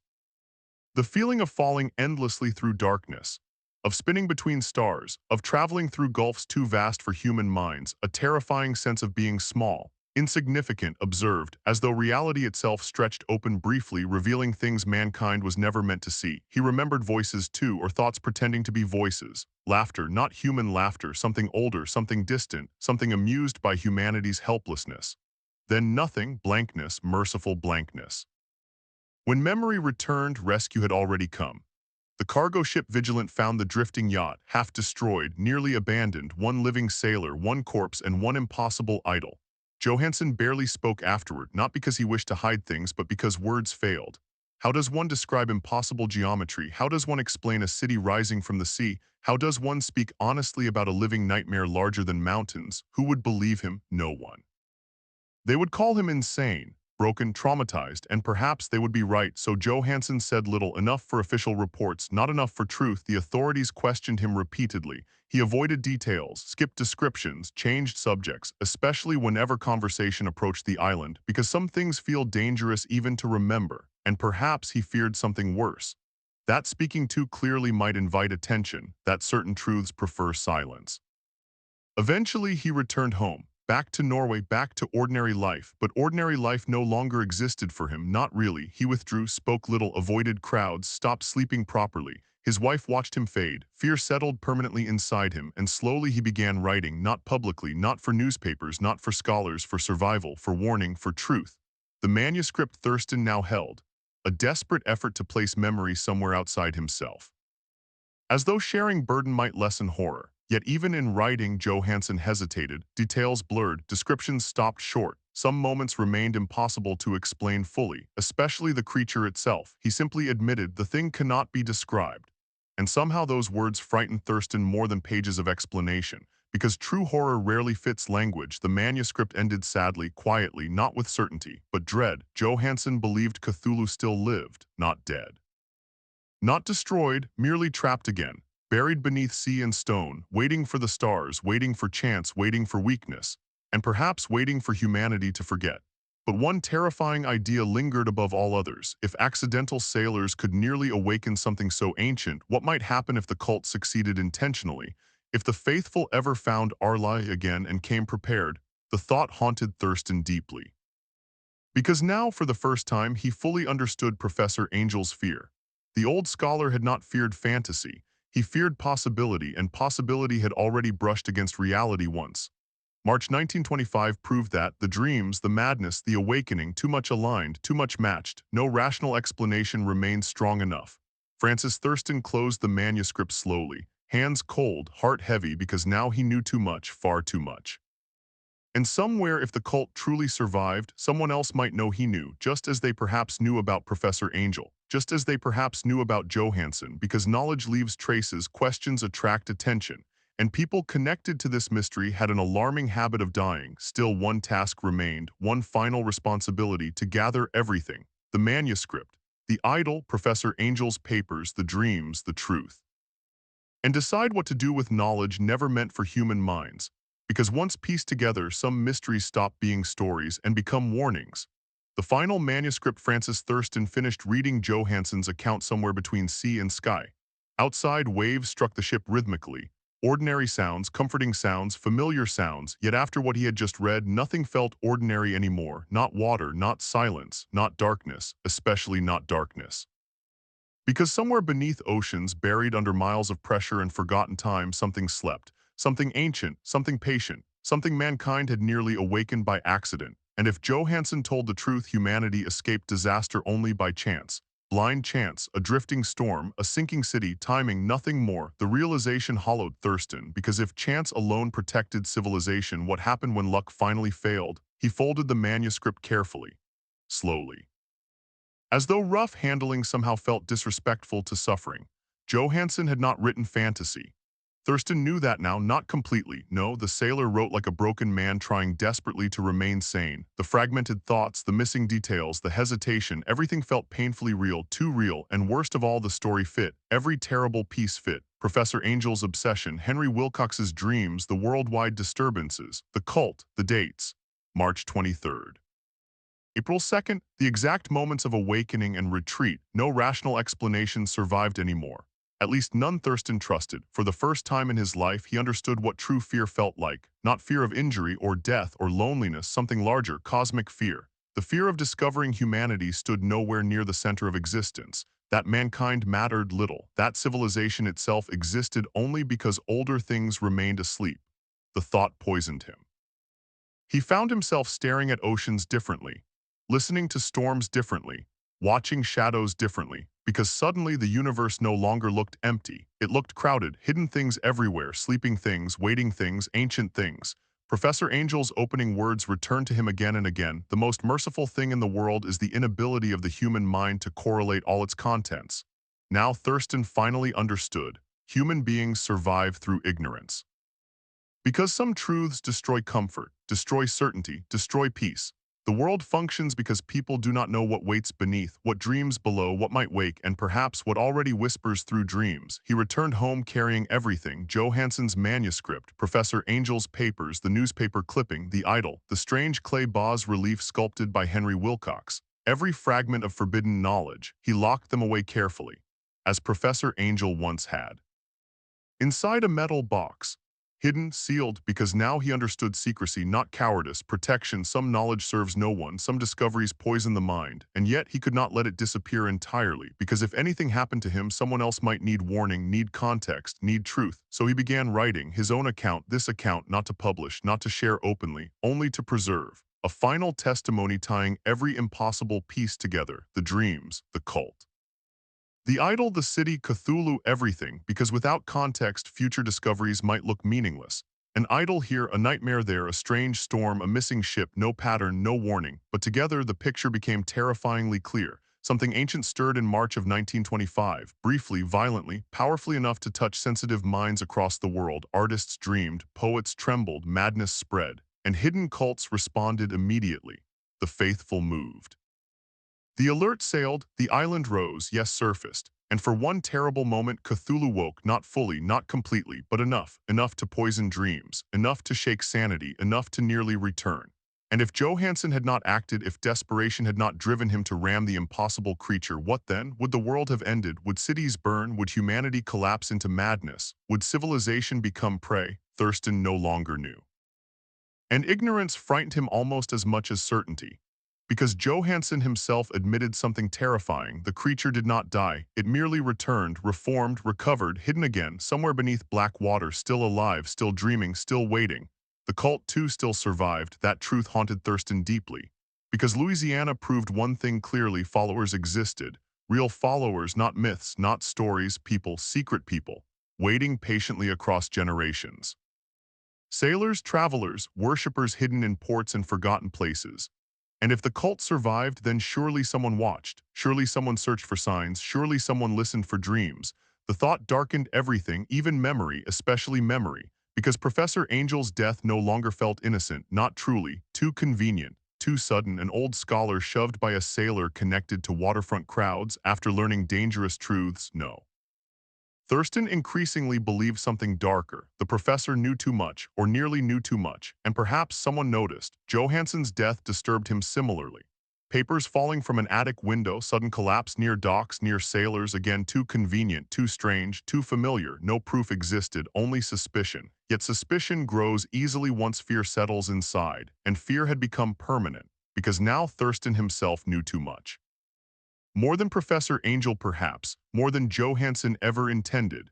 If the cult truly silenced threats, would they come for him too? He began watching strangers differently, sailors especially, foreign faces near waterfronts, unfamiliar glances lingering too long, small accidents suddenly felt meaningful. Paranoia perhaps, but paranoia survives longer than trust. At night, sleep became difficult.